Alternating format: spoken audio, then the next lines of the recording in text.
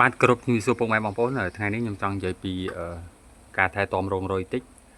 ជាធម្មតារុយនៅពេលដែលវាញាស់ឲ្យយើងហើយវាតែងតែងាប់ចាំបងប្អូនឃើញទេវាងាប់ជាប្រចាំ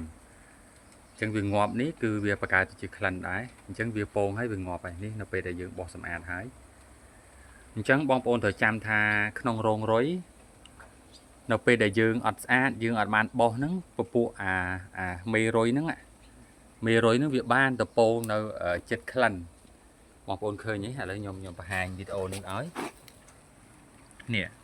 បងប្អូនឃើញពងអត់អញ្ចឹងគឺវាពងនៅតាមហ្នឹងអញ្ចឹងធ្វើឲ្យយើងហ្នឹងខាតបងអានេះក៏ពងដែរអញ្ចឹងដូចនេះយើងត្រូវតែបោសសម្អាតជាប្រចាំឲ្យតែមានមួយថ្ងៃពីរថ្ងៃគឺយើងត្រូវបោសឲ្យនេះកែងចេះបងប្អូនឃើញទេ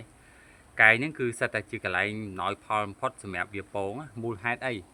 គឺដោយសារក្លិននៃរុយដែលវាងាប់ទៅហ្នឹងគឺជាក្លិនមួយដែលសម្រាប់តាក់ទាញពួកអាសត្វរុយគ្នាវានឹងដែរអញ្ចឹងនៅពេលដែលវាធំក្លិនបែបហ្នឹងគឺវាតែងតែទៅពងហើយដូចនេះបងប្អូនគួរតែសម្អាតមួយថ្ងៃពីរថ្ងៃម្ដងឬអាចរាល់ថ្ងៃក៏បានដែរដោយសារកន្លែងពួកខ្ញុំគឺធំអញ្ចឹងគឺខ្ញុំសម្អាតជារៀងរាល់ថ្ងៃក្រោយពេលដែលខ្ញុំកោសពងហើយគឺខ្ញុំសម្អាតហើយខ្ញុំនឹងសម្អាតដើម្បីអីដើម្បីឲ្យវាក្លិននេះក្លិនគឺនៅជុំវិញហ្នឹងអញ្ចឹងបងប្អូនឃើញទេ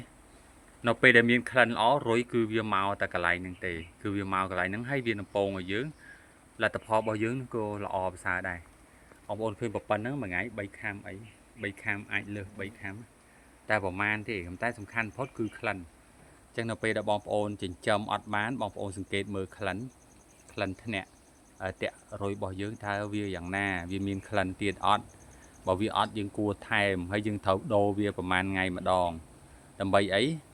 ដើម្បីឲ្យអារុយដែលវាត្រូវពងហ្នឹងវាពាក់គ្នារួចវាទៅពងហើយបាទអរគុណបងប្អូនតិចទៀតខ្ញុំនឹងបន្តវីដេអូបន្តខ្ញុំនឹងបង្ហាញពីគុណប្រយោជន៍នៅក្នុងរោងរុយបន្តតាក់ទងនឹងពលឺថ្ងៃ